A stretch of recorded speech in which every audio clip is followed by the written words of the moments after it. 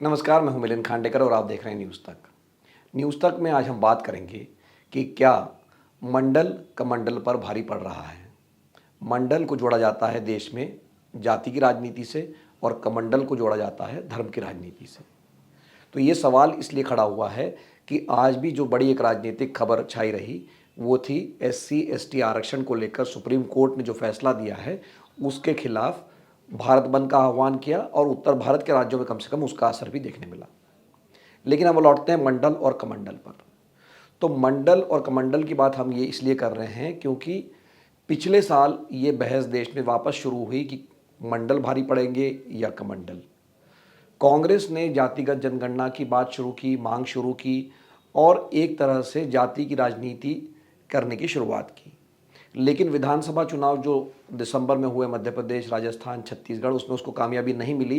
तो ऐसा लगा था कि मंडल जो है अभी कमंडल पर भारी नहीं पड़ेगा, या ये जो बात 1990 के दशक में कामयाब रही थी वो शायद अब जो है प्रासंगिक नहीं रह गई है। और इसको बल और मिला जब इस साल जनवरी में राम मंदिर का उद्घाटन हुआ अयोध्या में। तो ऐसा लगने लगा, जैसा माहौल बन गया कि कमंडल जो है यानी धर्म जो है वो जाति की राजनीति पर भारी पड़ेगा। लेकिन कांग्रेस पार्टी अपने मुद्दे पे बनी रही, जातिगत जनगणना की बात करना या संविधान खतरे में है, आरक्षण खतरे में है, ये प्रचार विपक्ष ने लगातार किया। और लोकसभा चुनाव के बाद जब नतीजे आए तो ऐसा लगा कि कहीं ना कहीं जो मंडल है उसने कमंडल को टक्कर दे दी है, खास करके उत्तर प्रदेश में जहां पर भारतीय जनता पार्टी को सीटें कम मिली, समाजवादी पार्टी को ज़्यादा सीटें मिली। तो उसके बाद से, लोकसभा चुनाव के बाद से ऐसा लग रहा है कि मंडल कहीं ना कहीं कमंडल को टक्कर दे रहा है। और हाल में भी जो दो फैसले हुए हैं, पहला फैसला जो कल हुआ था, जो कि लेटरल एंट्री सरकार ये 2018 से कर रही है, लेकिन पहली बार सरकार ने आरक्षण की दुहाई देकर कि आरक्षण नहीं है इसलिए हम उसको वापस ले रहे हैं। तो एक तरह से जाति आरक्षण की मांग को और बल दिया है, जिसका कि संविधान में भी प्रावधान है, लेकिन वो अब तक लेटरल भर्ती में लागू नहीं किया जा सकता था। और दूसरा मामला जो था, जो आज हुआ, जो तमाम दलित संगठनों ने, कुछ राजनीतिक दलों ने, सुप्रीम कोर्ट ने जो एससी एसटी आरक्षण को लेकर जो फैसला दिया है उसके खिलाफ भारत बंद का आह्वान किया। और इसका मध्य प्रदेश, राजस्थान, उत्तर प्रदेश, बिहार के कुछ इलाकों में इसका प्रभाव देखने मिला। सड़कों पर भी प्रदर्शन हुए और ये मांग की गई कि इस जो कानून, जो सुप्रीम कोर्ट का फैसला है, इसको पलटा जाए। ऐसा ही प्रदर्शन, ऐसा ही भारत बंद 2018 में हुआ था जब एससी एसटी जो एट्रोसिटीज़ एक्ट है उसको लेकर सुप्रीम कोर्ट ने फैसला दिया था। खैर, हम ये लौटते हैं जो इस बार का फैसला है। तो पहले तो ये फैसला समझ लीजिए कि फैसला क्या है। फैसला ये है कि सुप्रीम कोर्ट ने, देखिए, एससी मतलब शेड्यूल्ड कास्ट को जो आरक्षण मिला हुआ है वो 1200 लगभग जातियां हैं, उनको 15% तक आरक्षण मिला हुआ है सरकारी नौकरी में, शिक्षा संस्थाओं में, और 7.5% जो आरक्षण मिला है वो अनुसूचित जनजाति को मिला हुआ है। तो अब तक जो एससी का आरक्षण था वो उस पर 1200 के करीब जातियां जो नोटिफाइड की गई है उनका इस पर अधिकार है। वैसे ही एसटी में 700 के करीब जो जनजातियां हैं उनका अधिकार है। तो अब सुप्रीम कोर्ट ने यह फैसला दिया इस महीने में कि इनका वर्गीकरण हो सकता है। मतलब जो एससी का आरक्षण है या जो एसटी का आरक्षण है उसमें भी जाति विशेष को आरक्षण दिया जा सकता है। उन जातियों के लिए कुछ परसेंटेज एससी आरक्षण में दिया जा सकता है। और दूसरा फैसला ये था कि क्रीमी लेयर भी लागू की जा सकती है। फैसला नहीं था, ये सुझाव था। क्रीमी लेयर क्या होती है कि जिन लोगों की आय जो है, जैसे ओबीसी में भी लागू होती है, ओबीसी मतलब अदर बैकवर्ड क्लास, जिन पर 27% का आरक्षण मिला है, उसमें एक बात लागू होती है कि जिनकी आमदनी, जो वार्षिक आय है जिस परिवार की 8 लाख से ऊपर है, वो इसके लिए एलिजिबल नहीं होंगे, उनको आरक्षण नहीं मिलेगा। ये नहीं इनको फ़ायदा मिल चुका है, इनको दोबारा आरक्षण की ज़रूरत नहीं है। तो ये भी दूसरा सुझाव था सुप्रीम कोर्ट का कि एससी एसटी आरक्षण में भी क्रीमी लेयर लागू होना चाहिए। तो ये दो मुद्दों पर बवाल मच गया, इसका जमकर विरोध हो गया।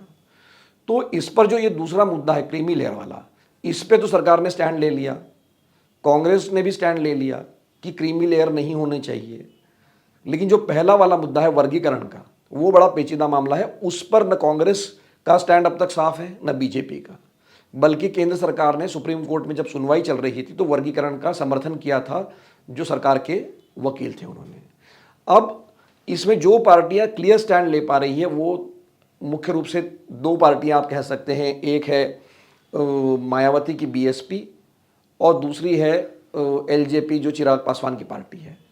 तो ये चूंकि दलित समुदाय के भीतर जो जातियां प्रभावी है या जिनको लाभ मिला है या जिनका संख्या ज़्यादा है उनको ये रिप्रेजेंट करते हैं, तो इनके लिए ये वर्गीकरण का विरोध कर रहे हैं।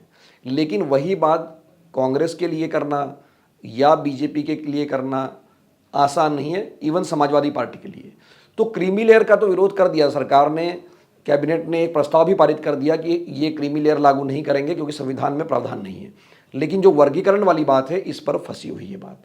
और वर्गीकरण का मामला शुरू हुआ था पंजाब से। पंजाब में सरकार ने 2006 में वाल्मीकि समाज और मजहबी सिखों को एससी आरक्षण के भीतर 50% आरक्षण देने का फैसला किया था। तो इसी को मतलब पिछले 18 सालों से इसकी लड़ाई चल रही थी, अलग अलग कोर्ट में इसको खारिज किया जाता रहा, लेकिन फाइनली सुप्रीम कोर्ट ने कहा कि नहीं, वो आरक्षण दिया जा सकता है। जो एससी में एसटी में जो कमज़ोर वर्ग है उनको ये आरक्षण मिलना चाहिए। तो ये क्षेत्रीय पार्टियों के लिए तो जैसे बीएसपी है या अगर आप एलजेपी का है उनके लिए तो ये स्टैंड लेना आसान है, लेकिन कांग्रेस और बीजेपी के लिए ये वर्गीकरण का स्टैंड आसान नहीं है, क्योंकि उनका जो फुटप्रिंट है वो अलग अलग राज्यों में है और अलग अलग राज्यों में ये जो वर्गीकरण को लेकर अलग अलग रायें आ रही है। तो कुल मिला के आज जो ये भारत बंद हुआ, इससे बात ये वापस साबित होगी कि अब ये राजनीति जो है वो वापस जाति की जनगणना या जाति के आरक्षण की तरफ फिर से मुखर हो रही है, बजाय इसके कि धर्म के। और चलते चलते मैं एक बात और बता देता हूँ कि ये मंडल और कमंडल शुरू कहाँ से हुआ था। 1990 में वीपी सिंह की सरकार थी, उसको लेफ्ट का भी समर्थन था, उसको बीजेपी का भी समर्थन था। तो उस समय बीजेपी लालकृष्ण आडवाणी जो है अयोध्या की तरफ एक रथ यात्रा निकालना चाहते थे राम मंदिर बनाने के लिए, और ऐसा माना जाता है कि जो हिंदुत्व की जो फोर्सेस थी वो हावी हो रही थी, तो उसके काट में प्रधानमंत्री तब जो वीपी सिंह थे उन्होंने ओबीसी आरक्षण लागू करने की घोषणा कर दी थी, जो कि 1979 से लागू होने के लिए मंडल आयोग की जो सिफारिशें थी वो ठंडे बस्ते में पड़ी हुई थी, लेकिन विश्वनाथ प्रताप सिंह ने वो लागू कर दी।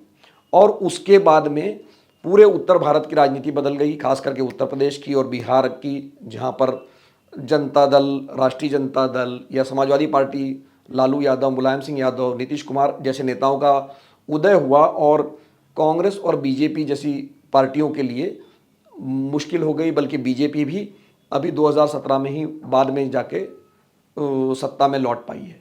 तो ये जो मंडल कमीशन था या मंडल की सिफारिशें थी, इसने एक तरह से उत्तर भारत की बल्कि पूरे देश की राजनीति को बदल के रख दिया था, और इसका नुकसान खास तौर पे राष्ट्रीय पार्टियों को हुआ था। अब दोबारा लगता है जो ये एससी एसटी आरक्षण वाला जो फैसला है ये वापस राजनीति को एक नया मोड़ दे सकता है, क्योंकि हर पार्टी को अपना रुख साफ करना पड़ेगा। और जैसा मैंने कहा कि कांग्रेस और बीजेपी का स्टैंड अभी भी वर्गीकरण को लेकर स्पष्ट नहीं है। तो मंडल और कमंडल के इस लड़ाई पर आज के लिए इतना ही। नमस्कार, धन्यवाद।